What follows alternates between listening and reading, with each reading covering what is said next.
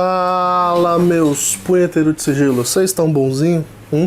Titi espera sinceramente que sim. Antes de mais nada, tá chegando agora? Seja muito bem-vindo, esse é o canal de Monge a Mago, porque fui monge, hoje sou um mago, meu nome é Wellington, você é muito mais que bem-vindo nesse canal. Caso curta o conteúdo, considere ativar o sininho de notificação, se inscrever, mandar esse vídeo para um amigo, compartilhar nas suas redes sociais, para todo mundo aí, para ajudar o canal a crescer.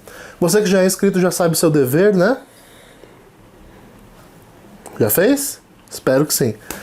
E bom, hoje o tema que nós vamos falar aqui, de forma breve, não vai ser um vídeo longo, prometo, eu acho, é intolerância religiosa, né? E sinceramente, para ocultistas de prédio como nós, eu acho engraçado falar sobre isso, com todo respeito. Porque a maioria dos ocultistas, o próprio nome já diz, são ocultos, né? A não ser que você seja como eu, que dá cara a tapa e mostra pra todo mundo o que é, o que faz, o que deixa de fazer. Mas se você não é de um terreiro, onde você tem que sair de casa com uma roupa branca, com um monte de guia no pescoço, paramentado pra algo, se você faz sua magia no seu quarto, esse vídeo não tem muita razão de existir pra você. Mas eu vou contar a minha experiência de como superei, e tenho superado, porque é uma luta diária, a intolerância religiosa. Bom, primeiro, o que seria intolerância religiosa, né? Vamos lá do princípio. Intolerância religiosa é a minha ou a sua intolerância à religião do outro, né? Então, o outro professa uma fé diferente da minha e eu considero esta fé que este professa como algo que não é bom, que não faz bem, e não consigo aceitar isto nele, né? Então eu vou lá e em vez de respeitá-lo, eu o desrespeito, eu o maltrato, eu faço a vida dele um caos, né? Quando na real eu só precisava respeitar, né? E é interessante nós entendermos, a partir do viés do respeito, do desrespeito, para que a gente entenda que o preconceito, ou o pré-conceito, ele tem origem na burrice, né? Na ignorância e no desejo de permanecer na mesma. O que nós vemos muito é em religiões cristãs. Mago, você está exercendo a intolerância. Não, eu estou falando o óbvio. E não somente, na verdade, pessoas muito religiosas, de modo geral, seja em qual religião for, elas tendem a ser colocadas dentro de uma caixa, são fechadas dentro dessa caixa, e a visão dela se torna apenas linear com o que está naquela religião. Isso tem acontecido recentemente com umbandistas, por exemplo, né? Esses dias eu cheguei no terreiro, e eu tava sem minhas guias e tal. E aí uma moça falou pra mim que era um absurdo eu ir pro terreiro sem minhas guias, porque meus orixás, não sei o que lá. Começou a falar um monte pra mim. Eu já passei por vários terreiros onde os próprios pais e mães de santo não me aceitavam pelo fato de eu praticar magia. Porque é coisa do diabo, né? E não era crente, não era cristão. Era umbandista, era candomblessista. Já passei em terreiros onde o povo fica querendo converter os outros. Não, porque você tem que entrar pra corrente. Não, porque você tem que vir, sabe? E não tem nada a ver com, né? Então, já passei por umas poucas e boas aí. Nós temos que entender que a religião, ela tende a emburrecer a pessoa no sentido de fazer ela ter um cabresto que só faz ela enxergar o mundo através daquele viés. Tudo que está fora dessa caixa é ignorado, né? E isso molda a realidade dessa pessoa e forma o que nós chamamos de crenças limitantes, né? O que é uma crença limitante? É uma crença que me prende. Toda crença que te prende em algo é uma crença que te limita àquilo, né? Então, por exemplo, o crente não pode fazer isso, não pode fazer aquilo. Não pode cortar o cabelo, não pode... Por quê? Porque a crença limita ele há aquele molde, né, uma forma de comportamento. Ele é colocado dentro de uma forma, como se faz um bolo, sabe? Coloca a massa numa forma e põe para assar. Quando o bolo sai, ele vai sair no formato daquela forma. É isso que as religiões fazem de modo geral. Mago, você é contra a religião? Não. Vou chegar lá. As religiões, elas são importantes para dar sentido à vida do homem. Ela norteia, ela traz conduta moral, ética, visão de mundo. Então ela tem a sua essência de ser e de existir. E o preconceito, ela não está diretamente, muitas das vezes, atrelada à religião, e sim aos religiosos que permanecem na ignorância. Sobretudo quando esses são os líderes, né? E é complicado. Então, entrando um pouco agora na minha história, eu sou a prova viva de que é possível superar a intolerância. Eu contei isso na missa enoquiana que eu celebrei em junho, no meu aniversário, mas vou estender um pouco nesse vídeo. Pra quem não sabe, eu me descobri bruxinho muito novo. Eu aprendi a ler lendo livros da Wicca, li livros de Harry Potter, livros, sabe, esotéricos. Harry Potter não é esotérico, tá, gente? Só pra ilustrar aqui que em paralelo com Harry Potter eu já lia coisas de Wicca, de bruxaria e tal. E meu primeiro tarô eu tinha 12 anos, sabe? 12 para 13 anos. Então a coisa foi muito precoce comigo nesse sentido e eu nunca gostei de igreja. E eu tinha uma mãe hiper fanática, mas é um hiper no sentido mais hiperbólico que você pode conceber nessa terra. Mãe, tio, família de modo geral, bem tradicional nesse sentido. E só eu sei o quanto eu penei para conseguir superar isso, né? Eu tive que fugir para mosteiro, tive que virar monge, tive que fazer votos, tive que todo esse rolê, porque era insustentável a situação. Eu tentava ter minhas coisas de magia, de bruxaria, minha mãe queimava, né? E não foi uma vez só que ela queimou meu arsenal que eu tinha dentro de uma malinha ali. Ela queimou várias e várias e várias vezes. Com pretextos bíblicos, com pretextos religiosos, né? E claro que isso se alastrou para outras coisas, como minha sexualidade, por aí vai. Então a minha adolescência, de modo geral, ela foi muito conturbada por conta desses conflitos. Entretanto, se eu ouvisse a voz da razão, a voz dos meus mais velhos, de terreiro, de entidades e tudo mais, eu teria conseguido suavizar isso. Só que a adolescência é a etapa do quê? Da rebeldia, né? É a etapa da emancipação, é a etapa onde tudo é hiperbólico demais. O adolescente, qualquer coisa que ele sente num nível extremo, né? Então você que é adolescente está vendo esse canal, saiba que você está nessa fase. E é comum estar porque faz parte do seu desenvolvimento. E eu, como um adolescente místico, né, não queria... Achava um absurdo eu não poder ser quem eu era, não poder praticar o que eu queria praticar. E aí eu começava a querer bater de frente. E por que eu falo essa parte da história em específico? Porque é o que a maioria faz, querer bater de frente. E querer bater de frente com um intolerante é pedir para entrar em discussões sem fim que só vão levar a brigas e a lugar mais nenhum. Quando nós lidamos com intolerantes, ou nós construímos pontes de diálogos, que é quase impossível porque a própria palavra intolerância revela uma aversão, né? Então ele vai ter aversão a dialogar sobre, ou nós calamos e não precisa falar mais disso. O problema é que nós queremos afirmar quem somos e o que fazemos. E isso é do ser humano, se autoafirmar.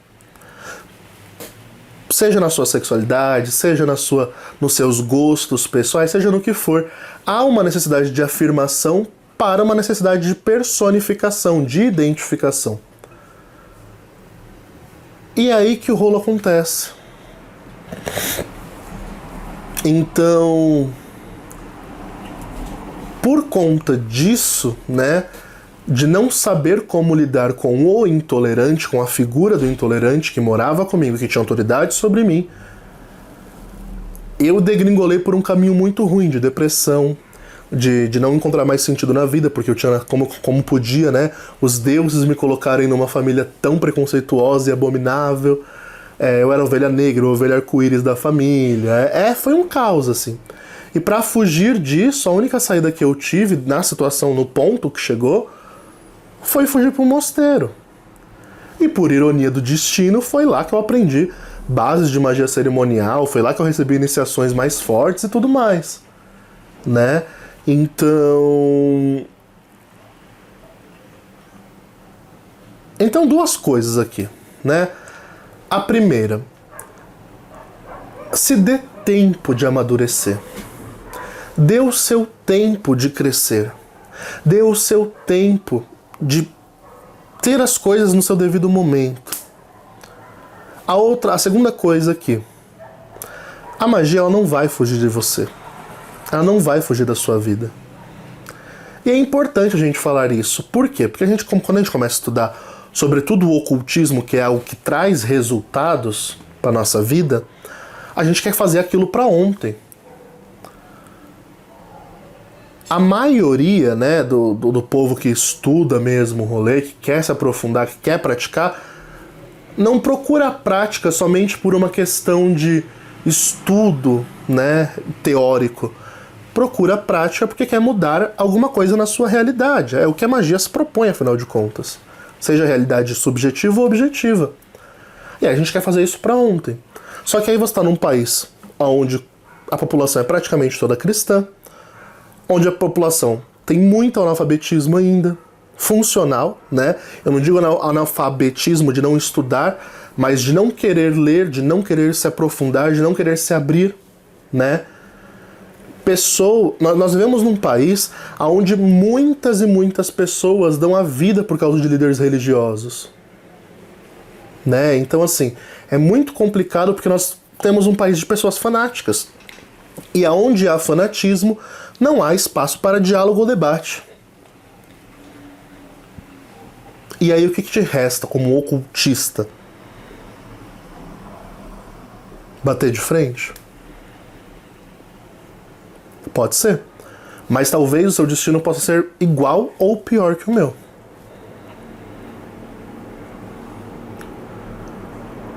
No meu caso, a única solução foi ficar 6 anos fora da minha casa, viver uma experiência monástica intensa, para só depois de resolver todos os complexos que isso gerou dentro de mim, eu ter coragem de sair e falar: mãe, não dá. Eu sou gay, eu sou isso, eu sou aquilo, ou você aceita, ou não aceita, e eu vou embora. Mas eu tive que passar por um processo muito, muito doloroso, que traz sequelas na minha vida, na minha psique até hoje, porque eu quis bater de frente com intolerantes. Então, o propósito desse vídeo é o quê? É falar pra você que você tem que saber esperar a porra do tempo. Resumindo, é isso. Espera a porra do tempo. Acho que esse vídeo vai ser até desmonetizado, porque eu fico pistola. Porque só eu sei o quanto eu sofri, o quanto foi doído, o quanto eu pensei que eu não ia ter futuro na minha vida, por conta de toda a discriminação que eu sofri. E olha como o jogo virou, né? Hoje eu vivo da magia que eu faço. A magia que eu faço sustenta a mim, os meus pais que foram intolerantes comigo, a minha família e por aí vai. E todo mundo fica pianinho, ninguém fala mais nada. A mente abriu, ó, puf. Né? Mas de alguma forma a intolerância foi superada. E é esse o ponto que eu quero chegar. Às vezes a intolerância no seu caso não vai ser superada, no meu foi. E foi por causa que se tornou meu ganha-pão mesmo. E tipo, é isso que eu faço, é isso que eu quero fazer pro resto da minha vida. Se vocês não aceitarem, vocês morrem de fome, porque vocês não têm condição. E é isso, entendeu?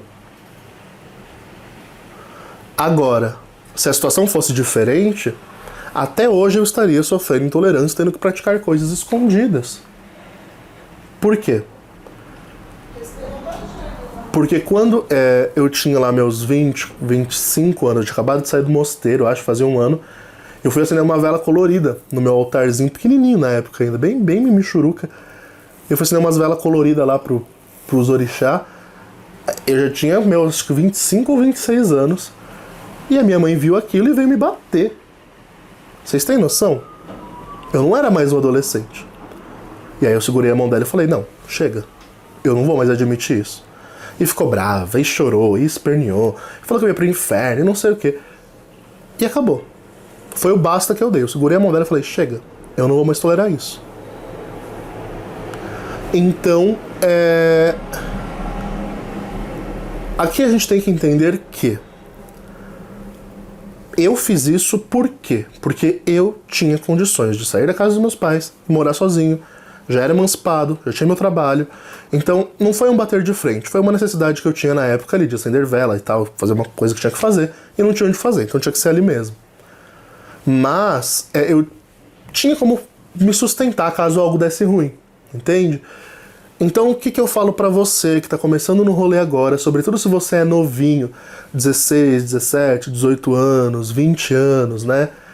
Ou já é mais velho e não tem condições de se separar dos pais intolerantes ou de família intolerante, espera, se emancipa, busca crescer financeiramente como pessoa primeiro, para que depois você consiga avançar em projetos relacionados à sua vida espiritual. Não há uma necessidade aqui de você bater de frente. Porque bater de frente com o intolerante só gera mais intolerância. E o motivo de eu gravar esse vídeo é porque tem bastante gente novinha me seguindo que pediu, Mago, faz um vídeo falando sobre como lidar com pessoas intolerantes. E na real é que ou você convive com isso de boas na medida que dá, até você se emancipar. É interessante que é o mesmo diálogo que a gente tem para pessoas LGBT, né? Quando a gente tá dentro do armário, que a gente é homossexual e tal, o conselho que a gente dá para as pessoas é, olha, para pessoas que têm família que é homofóbica e tal, a gente fala a mesma coisa, é o mesmo discurso. Só se assume quando você tiver condições de se sustentar. Por quê? Porque se te expulsarem da sua casa por você ser quem você é, você tem para onde ir. Né? E é isso. Eu falo de intolerância interna, porque intolerância externa para magista de prédio não tem sentido, né? Você sai na rua, você guarda o seu colarzinho do tetragramaton dentro do peito e ninguém vê o que você é. É diferente de uma pessoa de terreiro, né? Uma pessoa que tá no candomblé lá sendo iniciada, que tá 21 dias com quelê no pescoço, que não pode tirar aquela roupa branca de jeito nenhum, que tá de preceito, que tá disso, que tá daquilo. É diferente, aquela pessoa ela vai sofrer um preconceito externo. Agora nós que somos magistas e que, né, male usamos uma roupa medieval de vez em nunca dentro do quarto, o único preconceito vai ser ali no seu microcosmo, né, na sua casa ali. E para vocês eu desejo uma vida financeira próspera, porque na maioria dos casos, na grande maioria, quase 100% dos casos que eu conheço, a única forma de você praticar o que você quer sem sofrer preconceito de uma família intolerante é se mudando, tá? E não tem essa de ai, vai melhorar, não espere. Não. O que eu acho legal é ser bem realista, bem estoico aqui, né? O estoicismo é uma área da filosofia bruta. Eu acho que nós precisamos ser bem estoicos e realistas, né? De dizer, você não vai mudar o intolerante. O intolerante tenta te mudar, mas você não muda o intolerante. Não, você não muda. Então, você se muda e para de incomodar quem não te tolera. E é isso, entende? Então não tem muito um caminho de diálogo a ser construído, infelizmente, né?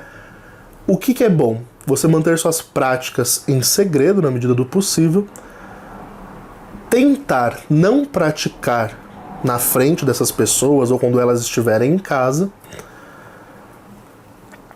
e assim que possível, quando sua vida financeira melhorar, vai morar de aluguel, vai confiando na espiritualidade e se entrega, porque as práticas ficam mais exigentes com o tempo, não tem como, e você só consegue acompanhar essas exigências se você tiver a disponibilidade de ter materiais, acessórios e por aí vai. E para você ter tudo isso, olha essa parafernalhada de coisa que eu tenho aqui. Tá tudo aqui atrás que vocês veem. Não é nem um terço de tudo que eu tenho. Se abrir meu guarda-roupa, se abrir meus livros, minhas coisas, tem tanta coisa, mas tanta coisa, mas tanta coisa que eu preciso de um cômodo já só pra isso. Só pra coisa de ocultismo. Então assim, a coisa vai crescendo. E pra que você cresça e consiga acompanhar isso, você precisa ter uma condição financeira boa. É o que eu falo. É uma dura realidade. É o paradoxo da magia de prosperidade, né? Ter dinheiro pra fazer magia de prosperidade pra ter mais dinheiro. É complicado, né? Porque você não tem dinheiro, precisa de dinheiro pra ter material, pra fazer magia de prosperidade, pra ter mais dinheiro. E fica nesse paradoxo. Mas magia é algo que custa. E por isso que eu falo, não é pra todos, tá? Ah, e se você acha que você vai ficar praticando magia pra sempre com o seu selinho de papel, não vai. A sua própria consciência vai te cobrar de dar algo melhor pra entidade depois. Porque você recebe dela. E seria ser ingrato demais receber, receber, receber e não retribuir. Né? Seria um contrato de escravidão. E é isso, eu estou viajando já nesse vídeo porque é muito da minha experiência, muito do que eu vivi. Comigo, eu superei porque hoje é meu ganha-pão e é o ganha-pão que sustenta a minha casa. E foi a única forma de estabelecer um respeito naquilo que eu pratico. Não há concordância, não pensem que há diálogo. Não pensem que há um diálogo sobre. Mas há um respeito. Ninguém fala nada do que eu pratico, todo mundo vem aqui, vê meu altar, vê as coisas aradas, tudo. Ninguém fala nada. Porque há um respeito, porque eu tenho dinheiro. Dinheiro é poder, poder é dinheiro. Então, nesse sentido eu dei a volta por cima. Mas se você pensa que eu consegui construir um diálogo, não. E é triste chegar no final desse vídeo que tem como título Diálogo com Intolerantes, sabendo que não há uma construção de diálogo. Porque o intolerante ele não dialoga, o intolerante ele impõe.